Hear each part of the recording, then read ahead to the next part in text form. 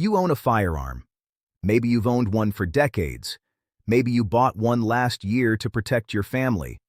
And right now, as you're watching this, there are guns sitting in American homes, legally purchased, legally owned, that the Supreme Court just put in serious jeopardy.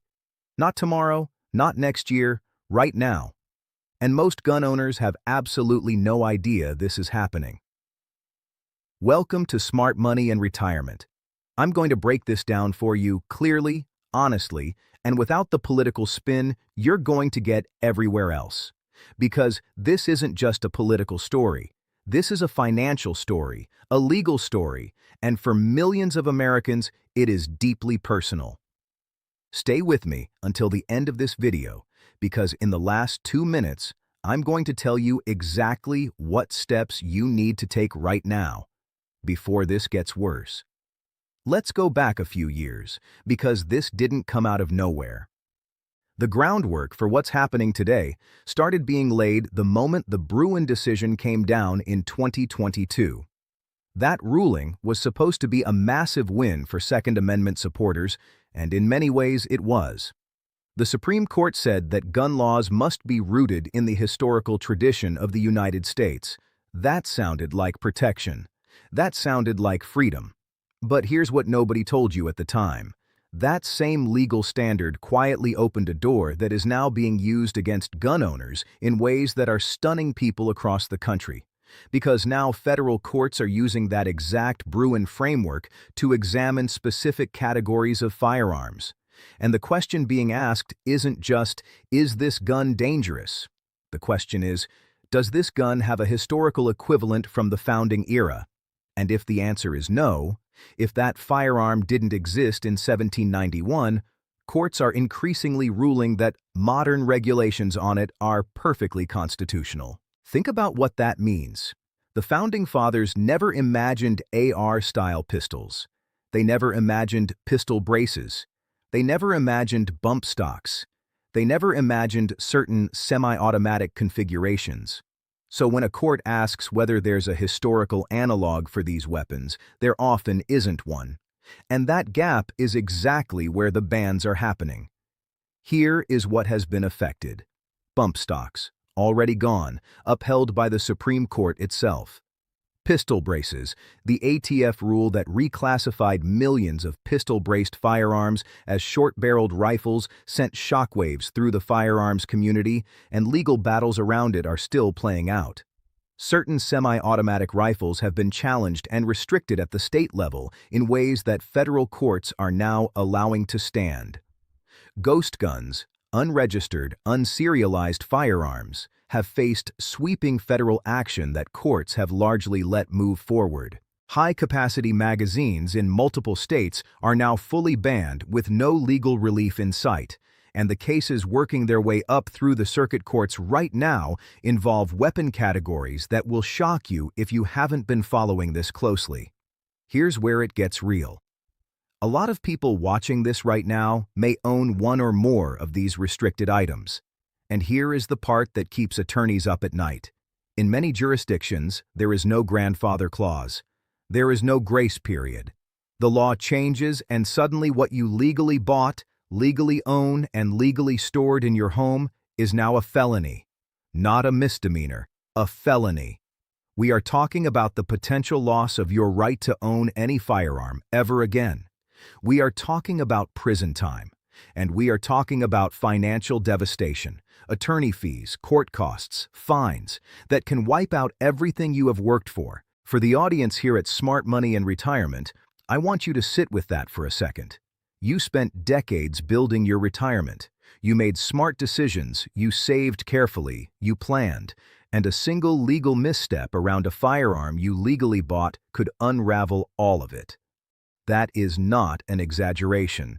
That is exactly what has happened to real Americans in recent years who simply didn't know the law had changed. Now here's what's making this even more complicated. The Supreme Court is not finished. There are multiple high-profile cases on the docket or working toward the docket that could expand these restrictions further, or in some rulings, push back against them. The court is genuinely divided on where the line is. And that uncertainty is arguably more dangerous than a clear ruling in either direction, because right now, gun owners across the country are operating in a legal fog. State law says one thing, federal law says another. Circuit court interpretations vary, and the ATF keeps issuing new guidance that flips the rulebook every few months. Let me tell you about something that doesn't get enough attention. There are people right now, veterans, retirees, law-abiding gun owners who have never had so much as a parking ticket, sitting on firearms that fall into legally gray or outright restricted categories simply because they bought them years ago and didn't realize the rules changed. These aren't criminals. These are your neighbors, your family members, people who served this country, and they are one ATF visit or one traffic stop away from having their lives turned completely upside down. So what do you actually do? First, do a legal inventory. This is not optional anymore. Sit down, identify every firearm and every accessory you own, and cross-reference it against current federal law and, this is critical, your specific state law. What is legal federally may still be banned in your state. What your state allows may still face federal restrictions. You need to know where every single item you own stands legally right now, not where it stood when you bought it. Second, consult a firearms attorney, not a general practice lawyer, not the guy who did your will, a specialist in Second Amendment and firearms law in your state. This is a few $100s that could save you your retirement, your freedom, and your record. Given what's at stake, it is one of the most cost-effective legal consultations you will ever make. Third, stay current. This legal landscape is changing faster than almost any other area of law in America right now. The ATF has issued more guidance changes in the last 4 years than in the previous 20 combined. You cannot rely on what you knew 3 years ago. You need reliable, ongoing sources of information.